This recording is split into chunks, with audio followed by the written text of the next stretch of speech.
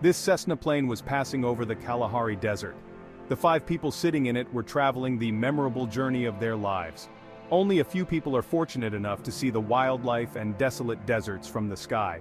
But this beautiful journey of theirs was soon going to become the worst incident of their lives. In the middle of Kalahari, where it is impossible for humans to live, there was a problem with their plane and the pilot crashed the plane. Welcome to Facts Lab's videos once again. Kalahari Desert, located in South Africa, is the 6th largest desert in the world, spread over an area of 900,000 square kilometers. It is not as dry as the African Sahara, and that is why there are 320 different types of wildlife here. If we talk about hunting animals, then there are lions, cheetahs, and African elephants, including wild dogs, which do not tolerate anyone in their area. To see this wildlife, people from all over the world go to South Africa for desert safari. Now, because this desert is so big that it is shared by 3 countries in South Africa, in which Botswana has the largest share of the Kalahari Desert. In Botswana's capital, Gaborone, a courier company's executive director, Carl du Plessis, chartered a private plane. He wanted to take his friends to a village called Mon, 600 kilometers away, showing them the magnificent views of the Kalahari Desert. The purpose of this trip was to cover an adventure as well as a business event. On this flight, his friends Mike Nikolic and his wife Lynette Nikolic, along with Nep Graurek and the pilot Kosta Markondonautas, were also on board. This plane was a twin-engine Cessna 414, in which these 5 people got very excited and boarded. As soon as the plane took off, it passed over the Kalahari Desert and headed towards Mon. This was a 2-hour journey, but after an hour, Lynette, who was already very nervous, saw oil leaking from one of the wings of the plane. At first she thought it was normal, but then she couldn't help it and shared this with her husband. When the pilot Kosta was told, he carefully shut down the plane's engine, which was leaking oil. According to the pilot, there was no danger in this, because there was still one engine left in the Cessna 414. But because of the scorching heat in the African desert, the air here is very thin and dry. For this reason, both engines required power to maintain their altitude.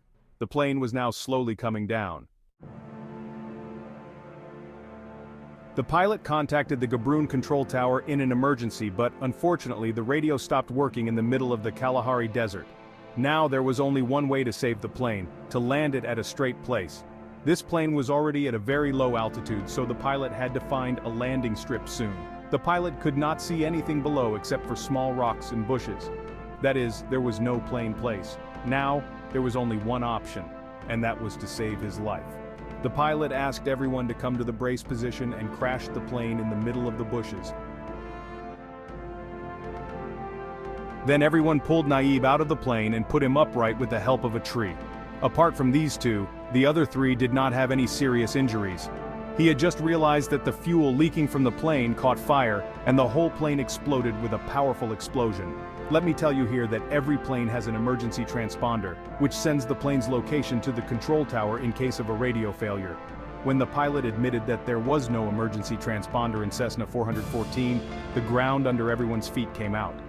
This meant that no one knew their location in such a big desert. In a deserted part of Kalahari, these people were stuck in the middle of the trees, where they had nothing left to drink or eat. It was very important to get the 2 people to the hospital as soon as possible, because they were hanging between life and death. Everyone hoped that soon a rescue team would come and get them out of here. But the rescue team will come when they know. Without a location, if the rescue team starts looking for them in this desert, it can take them many days to get here. In the meantime, the day began to set, and they set a bonfire using the fire of the plane. They heard the sounds of wild animals coming from the bushes all night, but it was probably the bonfire that had kept the animals away. Now the second day had begun, but there was no sign of the rescue team far, far away. The condition of the 5 was getting worse and worse. Their throats were dry due to dehydration.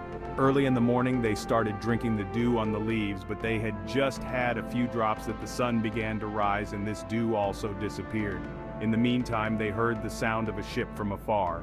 In the hope that the rescue team has reached here, they closed their eyes in the sky. They saw that a passenger plane was passing right above them.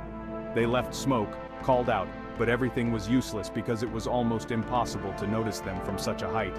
Now they could see their death right here. Either they will die of thirst lying here, or if they come out, they may be prey to the hunger of the animals. Finally, the executive director Carl and the pilot decided to find help in this dangerous desert. This decision was very dangerous, but there was no other option. They left their injured companions behind in search of help. The second day was also about to end. The condition of the crash site, Lannet, and Nap were getting worse. The heat of the whole day had dehydrated them even more. On the other hand, even after walking all day, Carl and the pilot did not find any sign of water. On the second night, it suddenly rained, but it was only for a short while that the injured on the crash site could not collect water in anything. 2 days had passed since the plane crashed. Carl and pilot Kosta kept walking in the desert and bushes, but they did not see a human being or a water reservoir. Now they began to doubt whether they were going in the right direction or not. On the other hand, panic attacks began on the crash site due to extreme dehydration and damaged lungs. Because he had been standing straight for the past 2 days, he decided to go alone in the jungle. He went a little further, and the rainwater collected in a hole in a tree. It was hardly a glass of water, which everyone shared and drank. The third and fourth day, everyone spent as if they had lost their courage and were just waiting for their death. Leonard's wounds were infected, so on the other hand, Carl and pilot Kosta had been walking for the past 4 days. It was also a miracle that in the African bushes, without experience, they had not yet been preyed upon by a wild animal. At the end of the 5th day, Carl and the pilot saw a hut from a distance. At first they thought it was their imagination, because they had had such thoughts many times on the way. It was really a hut, with a girl sitting inside. Seeing this, their lives were at stake. They first quenched their thirst there and radioed their control tower to tell the whole story.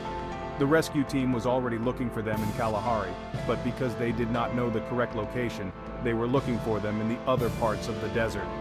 On the 6th day of the crash, early in the morning, all 3 friends on the crash site were almost out of breath, that the sound of the helicopter filled them with life.